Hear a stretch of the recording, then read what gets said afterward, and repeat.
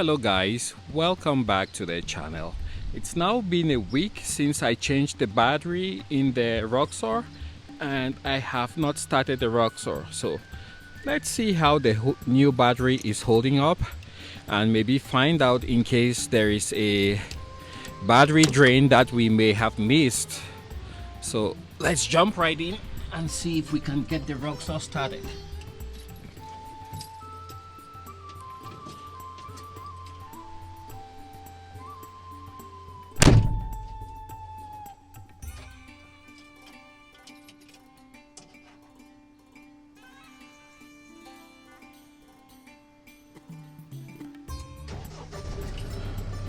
I started everything too early. I could see here the fuel pump running, and there you go guys, it fired right up. Let's move it around.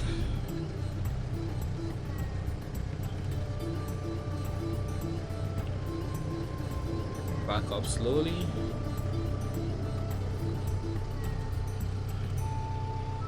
It's just such a pleasure driving the Roxor. It's so relaxing.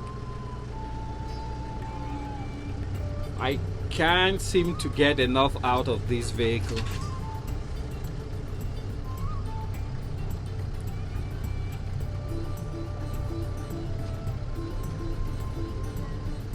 Runs great. And honestly, I think the only issue I've ever had is with the battery going dead, and that was kind of to be expected because I'd had that battery since 2018. So let's jump out here and see.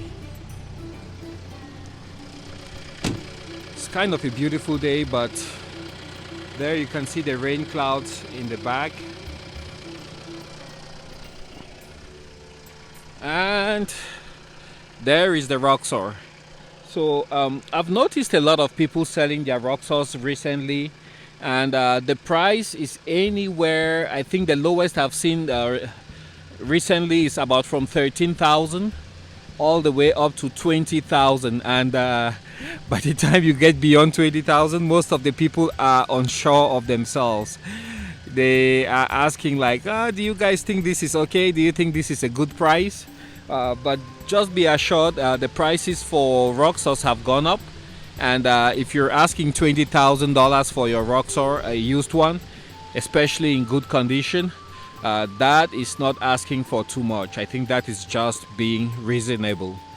For me, I am pretty close to where I would like to have my Roxor. The only thing I have left right now is I'm planning on getting a tune. That way I can clean out the engine bay a little bit more, and then with the tune, of course, if you get a stage 2 from for example Diesel Freak, then you might need to take their intake hold down kit. They have one which they redesigned from the ground up, and it seems to work very well.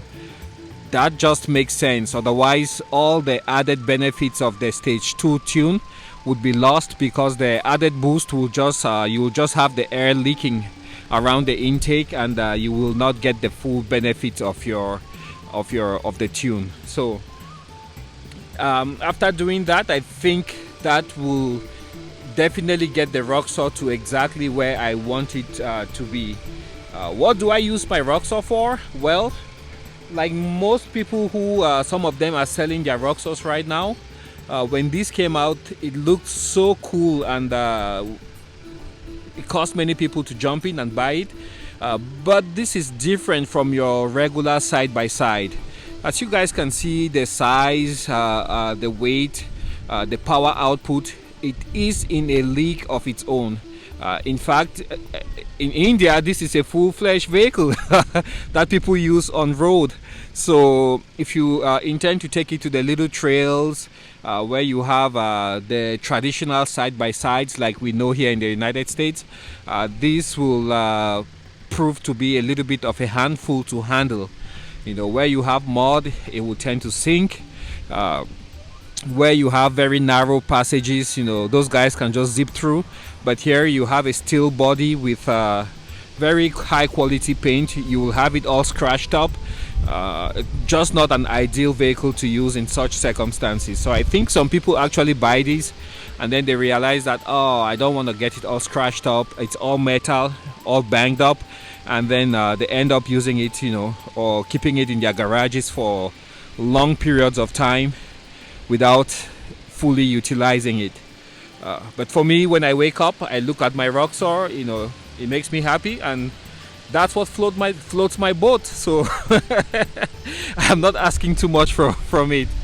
So I just wanted to give you guys an update on what I think I might have left for the Roxor.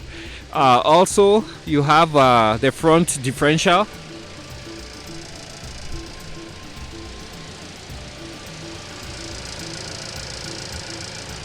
And the transfer case and the gearbox, and also the rear differential.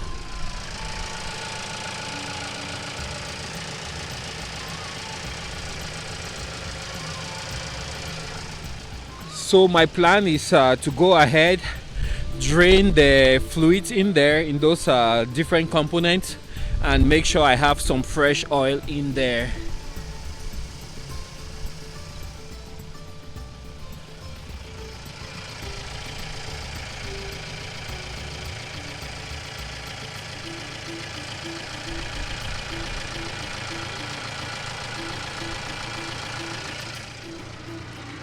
I haven't put a crazy ton of mileage on my Roxor, so I am not expecting anything to be broken in case let's say for whatever reason the fluids in there might be low.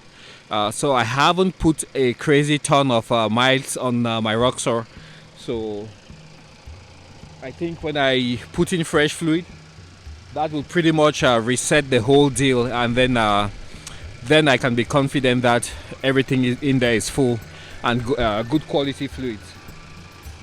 So that's what I had to share with you guys, and let me know what your thoughts are on the prices of used Roxors that you guys might be seeing.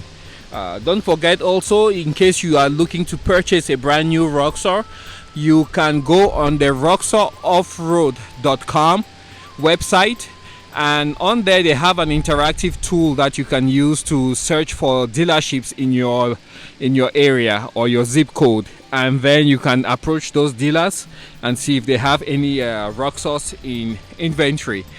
Otherwise, just keep looking, word of mouth, and you might get lucky and get one brand new or one that is used on as a very good deal. Well, thanks for your time, guys, and I will definitely catch you on the next video. Till then, have a great weekend.